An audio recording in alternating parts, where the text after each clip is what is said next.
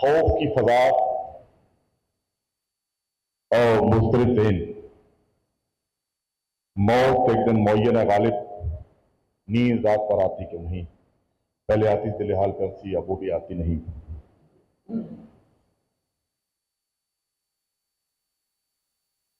یہ جو خوف ہے، فیئر، اس کا اعتراف ہونا یہ فطری عمل ہے، یہ صحت مند عمل ہے۔ جس طرح غم، رنگ، الم، خوشی، ہنسنا، رونا، محبت، نفرت، یہ فطری اور طبعی عمل ہے۔ آج 7 اپریل کو دنیا بھر میں عالمی یوم صحت منایا جا رہا ہے، اور اس خوف اور اضطراب کے بارے میں لکھا جا چکا ہے، بہت کچھ کہا جا چکا ہے۔ یہ انسانی جبلتوں میں سے ایک جبلت ہے خوف کا ہونا، لیکن اگر خوف مسلسل رہے، بیرونی خوف سے اندرونی خوف جو ہے وہ زیادہ نقصان دہ ہوتا ہے۔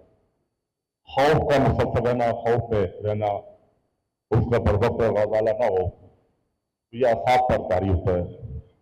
مختلف امراض جنم احتیاط سے بھی جانتے ہیں، شوگر ہو، ہارٹ کے امراض ہیں، اور بالخصوص دماغ پر اس کے بڑے منفی اثرات ہوتے ہیں، حتیٰ کہ انسان جو ہے وہ دماغی توازن کھو دیتا ہے۔ تو سائنس نے جتنی ترقی کی ہے، یہ ساری انسانی آسودگیوں کے لیے خوشی لانے کی ہوئی ہے، لیکن سوء اتفاق یہ ہے کہ خوشیوں بجائے انسان جو ہے وہ مضطرب ہوتا جا رہا ہے۔ اس طرح اتنی آسائشیں ہونے کے باوجود بھی اسلامی نقطہ نظر سے جو بات ہے، جیسے حضرت علی کرم اللہ وجہ وہ قول ہے کہ آپ جب کسی پہ احسان کرتے ہیں اس سے توقعات وابستہ نہ کریں۔ جب آپ اس سے توقعات وابستہ کر لیتے ہیں تو بات پوری نہیں ہوتی، پھر آپ ڈپریشن میں جاتے ہیں۔ مزید جیسا کبھی بات پہلے بھی ہوئی کہ جو سکون ہے وہ اللہ تعالیٰ کے ذکر میں، اللہ تعالیٰ کے ذکر سے جو ہے وہ سکون ملتا ہے۔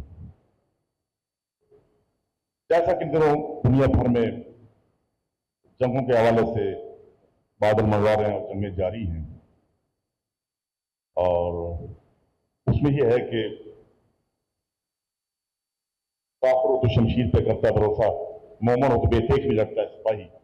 بحیثیت مسلمان جہاں ہمیں ہمارا شہادت کا جذبہ ہے، وہ اگر کبھی ہو تو ہمیں اس کا خوف نہیں رہے گا۔ ایک تو بات یہ ہے، کفر اور باطل کی جہاں جنگ ہو تو ہمیں اسلام کا جو ہے وہ ساتھ دینا چاہیے۔